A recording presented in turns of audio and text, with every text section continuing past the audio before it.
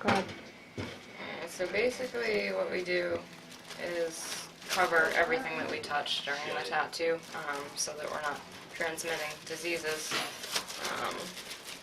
And pretty much everything nowadays is just one-time use, so like needles, we always open them right in front of the customer just so they know we're not reusing needles with all of our clients. Same thing with inks. All the ink we throw away after one tattoo because you're dipping the needle in it, so you're contaminating it. So can't save any of that stuff. Pretty much the only things that we don't throw away are these, but we put them through a autoclave. So basically what we do is we put them through an ultrasonic and then scrub them, get all the ink off, and then put them through the ultrasonic again, and then put them in the autoclave. And the autoclave kills pretty much anything that could be on there.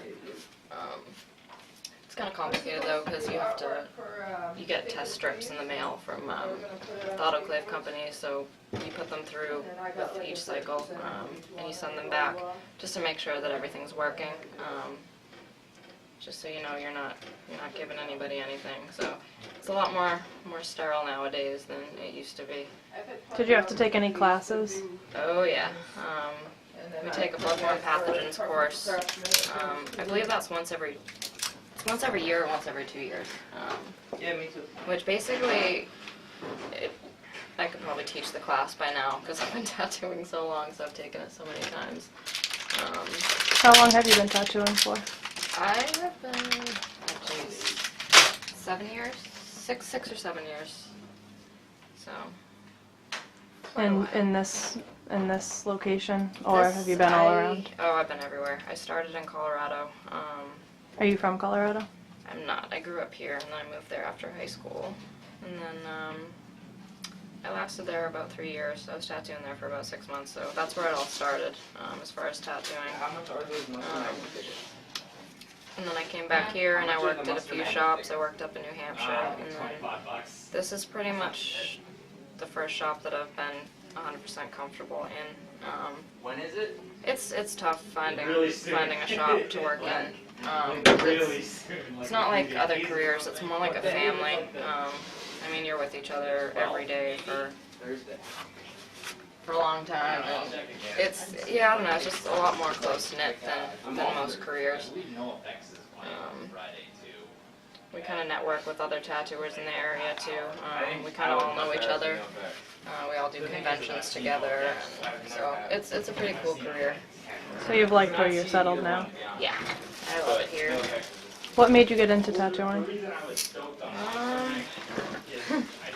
I don't really have one of those super typical stories, like I wanted to do it since I was a little kid. I kind of just, I mean, I've always been an artist, but I grew up with my mom, and she's very traditional, so she's not into tattoos at all. So then when I moved to Colorado with my dad, he's got 2 sleeves, and so it kind of just opened my eyes to the fact that this could even be a career choice.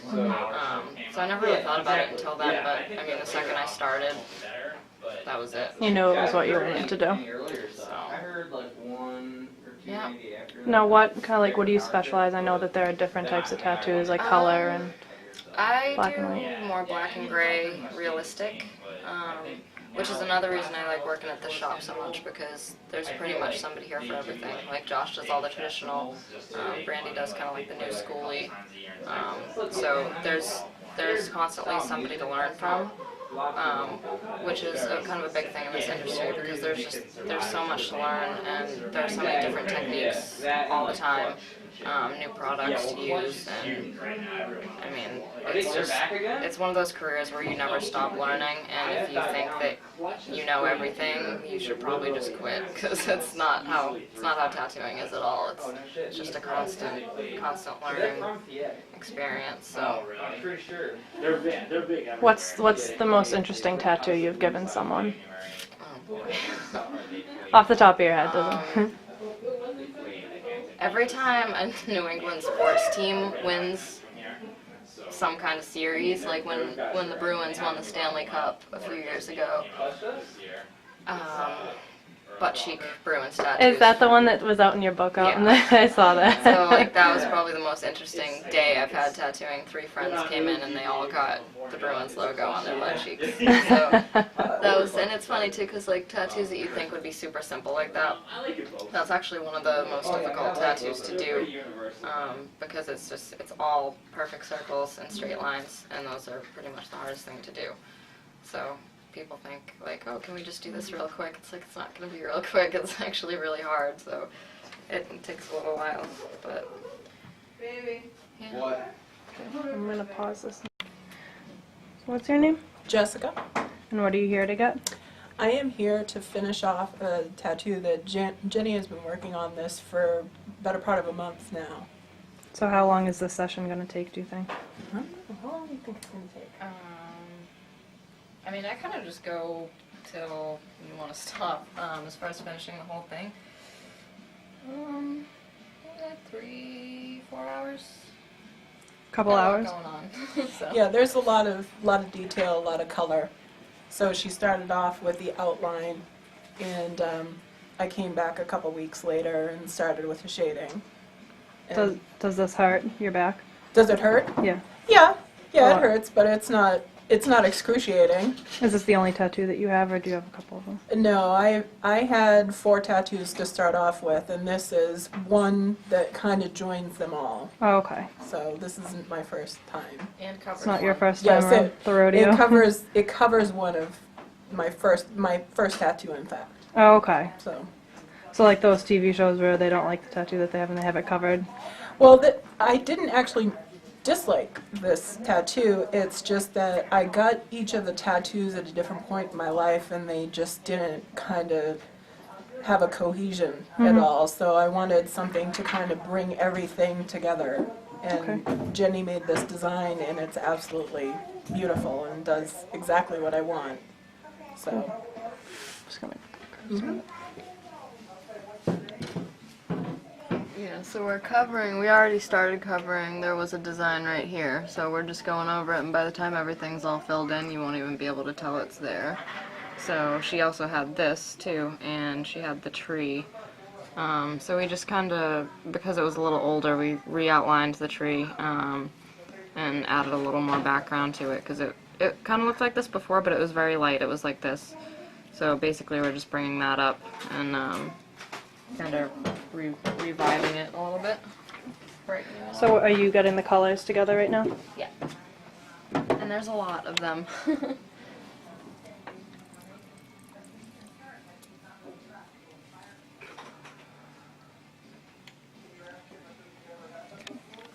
Alright, go ahead. If I didn't have such a conservative job, I would literally have them all over. I really like them. But this way, since it's on my back, I can cover it up. It's mine, and if people are bothered by them, they don't have to see them. So I think it's becoming much more acceptable in general, but I work for a really old school company, and I know that many people still just don't get it. My mom doesn't get it. She still freaks out. She's like, "Why did you do that?" And my dad is like, "Oh, that's great. I love it. It's beautiful." So, you know, I just don't talk about it with my mom. Yeah. And when she sees it, she's just like, "Oh." So, I don't care. But most everybody I know likes them. I'm probably 1 or 2 of my friends that have them. So, yeah, I mean, takes all kinds.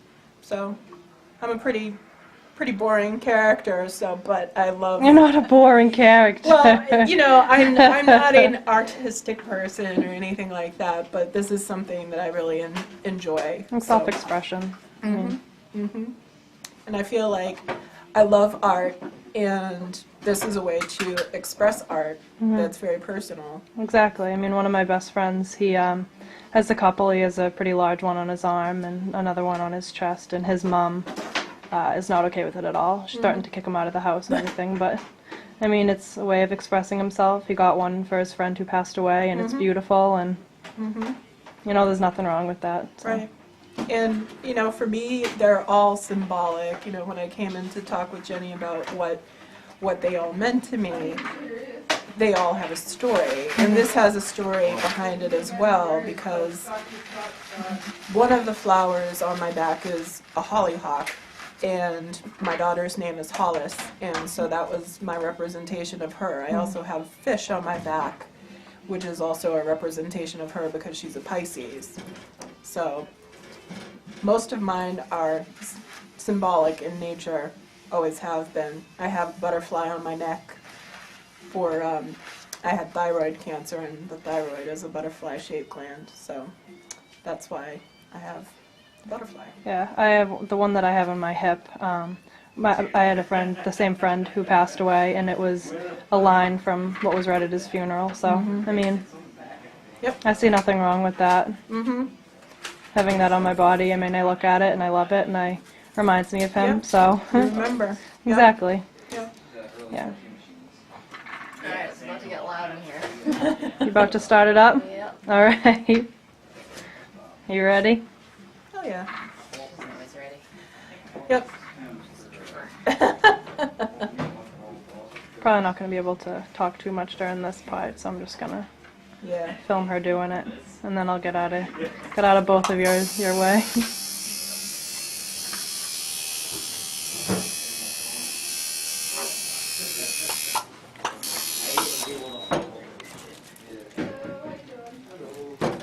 What is that? Is that? Green soap? It's basically just an antiseptic. Okay. Kind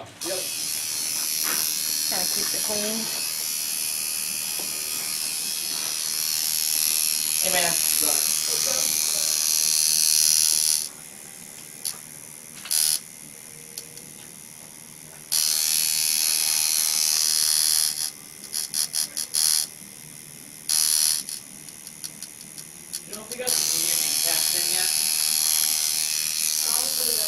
The hardest thing is when you're doing something kind of symmetrical to get it to match.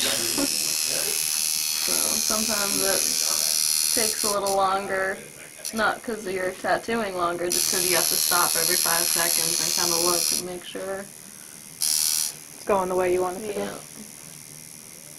A lot of the times too, I'll take pictures. I'll take pictures of the work I'm doing and then like go take a smoke break or something and just stare at the pictures, because a lot of the times if there's something different, you'll notice it in pictures way more than in person. So,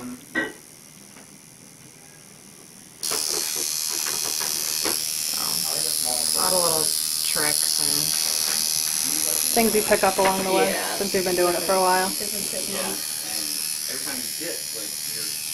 So you do work with color tattoos, even though you. I do, yeah. I mean, I mostly do black and gray, just because that's kind of what I'm more known for, I guess. I'm not like a super known tattooer, but I mean, I love doing color. I just don't get asked to do it as much, just because most of my portfolio is black and gray. Yeah, I mean, tattooing, you kind of have to be able to do everything, because there are so many people out there that can. Do you have to go to like a school for it? I just You do an apprenticeship. okay. Where did you do yours? I did mine here, there, and everywhere, kind of.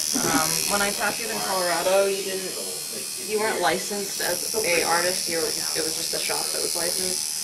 So when I apprenticed out there, that was fine. But as soon as I moved back here, they wanted to see paperwork for how long I've been tattooing. But I had completed an apprenticeship, and I didn't have that because the laws were different. So every state's a little different. So it took me a lot longer to get my license, just because I kind of had to keep starting over, just because the states had different laws. So I was tattooing in New Hampshire, and that was a little different too. So if you stay in one shop, it doesn't take very long. Usually most states are like a year or two apprenticing. But because I kind of shot jumped so much, Took a little longer. yeah, it took me about 4 years. But you're doing what you love, so it's worth it, right? How you feeling? Good. Does this hurt at all, or does it bother you? Yeah, I mean, it's hard to describe. I think somebody once described it to me as having a rubber band snapped very quickly on you. Like And I guess, repetitively? yeah, I guess that's sort of what it feels like. And then after, it feels like a sunburn when it's like immediately healing. And then it itches like crazy. Because I mean, the one on my hip is not big at all, and it's words. So I mean, it did not take as long as this. Right. So it was more irritating than anything. It didn't hurt me, but Right. So you got that noise. Yeah, I did get that noise. That's important. Don't edit that out. No, no, That's critical. That's Josh. She's our shop joker. So if your daughter were to come home with a big tattoo, it wouldn't bother you at all. No, Yeah. no, not at all. You know, I've always been much more open about how people look and dress and who they are and everything like that. So I don't know. As I said, different strokes, different folks. Yeah. So My mom is not, I wouldn't say conservative, but about drinking. She was not okay with me drinking till I turned 21 and all Yep. that, but for some reason she's very okay with tattooing and piercing. She loves it. She loves mine. So, I mean, yeah. Well, my parents are certainly of a different generation. You know, they this is really inappropriate, but this is what my mom said to me when it was when they were young. Only soldiers and sluts. Only soldiers and I mean, sluts. that's what it was. Yep. So a lot has changed. yeah. So, yeah, it's definitely. That's the thing too. Is I mean, when older people think of tattoos, they think of the biker tattoos, Right. The simple like Sailor Jerry flash, but Right. nowadays it's a lot more about the artwork. It's not just the little sticker tattoos anymore. People are getting bodysuits, and it's more about making the tattoos flow with the curvature of the body now too. It's not just like stick one on like here, there, everywhere. but flow. Yep. Well, it's certainly what your tattoo Right. does. That's why so this is, I don't know, when I started, probably 2003 was my first tattoo. And so, I would struggle with design and trying to get something that was meaningful, but something that would kind of pull all together. And that's what I just kind of came in to Jenny and said, nothing seems like it's together, so help. That's what they're here for. Uh-huh. And she went and worked on the artwork and came up with a design, and I loved it immediately. I might have the before picture. You'll have to see that because it looks way different. Oh yeah. You have it with you? It's probably on my phone. I might have one too if you need it. Well, that would be cool. Just to take like a still picture of it or something and have that.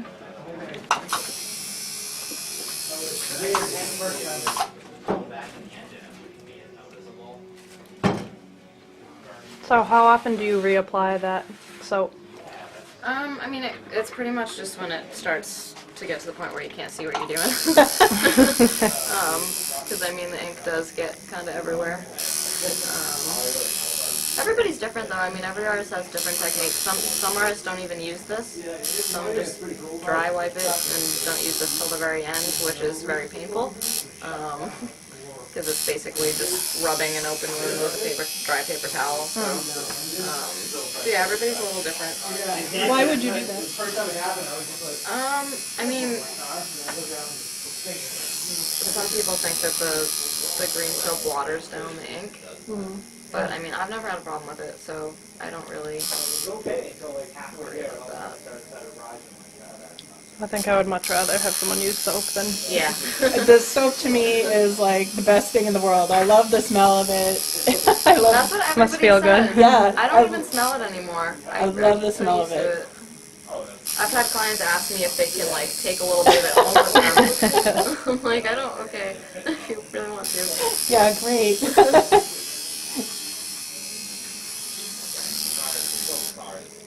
Go ahead. So I work in a career that is very conservative, and most of the people in my office are much older, and they are a lot of ex-military, ex-government, and it's a bunch of engineers who are not known for embracing creativity in particular. And it's just extraordinarily conservative. Do you know anyone that you work with that has a tattoo? Nobody in my particular field, no. They're either way too straight-laced or a little bit outside of the generation that would be doing this unless they were ex-military. So what do you do like for your job? I design salary guides for engineers, so I determine how much engineers should be paid based on what they're worth in the marketplace. So So is this tied into what you went to school for? Is that communications? it did not tie in at all. Nope. How did you end up there? How did I end up there? Very good question. When I was getting ready to graduate, I didn't have any money for grad school, and I didn't want to be in debt, so that was most important to me. I wanted to go and get a job and get paid so I could get out of my house and be independent.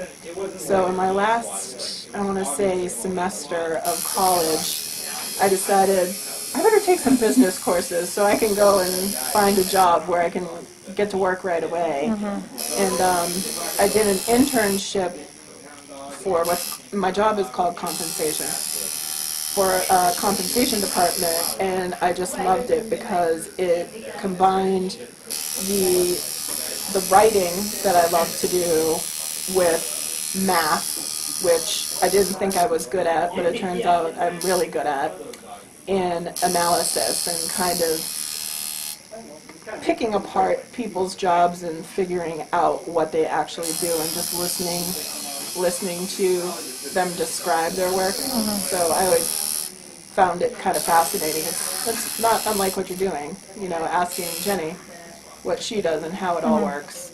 That's basically what I do, but I do it with engineers. A little more boring, probably. And I mean, I'm nervous that I'm not going to find a job, but I feel like, it'll work out the way it's supposed to. Right. And I think that, if you have a plan, you will find something. But if you go out kind of hoping that something's going to happen, it won't. I mean, You have to make your own way. have you ever had to turn down someone because you just don't want to do what they want? I mean, some people have some ridiculous ideas, but at the same time, it's like, you don't want to say, like, no, I think that's stupid, because, yeah, they could just be getting, like, a Minnie Mouse or something, but it's the reasoning why they want to get it that is what matters. So, I mean, it could be the dumbest little tattoo ever, but if it's like, oh, well, my mom had this tattoo, then it's, but as far as turning down, I haven't had to yet, knock on wood. I mean, I've definitely heard stories, people I work with that have turned things down, just because, I mean, people are trying to be different and push the envelope and, see the craziest thing they can do to impress their friends at a bar. Have you heard like any story like that? I mean, I've heard of guys getting tattoos, on things. On their male parts? Yeah, Are you serious? yeah. So I won't do anything like that. I won't. Why would you ever want to do that? I don't know.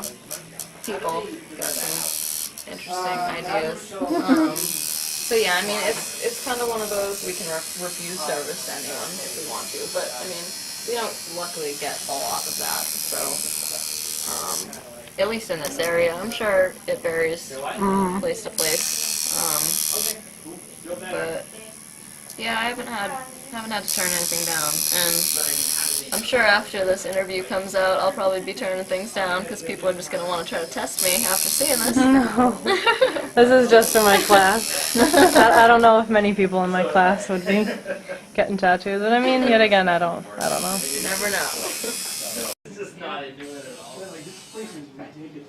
And then she goes to order a drink, and That's another thing.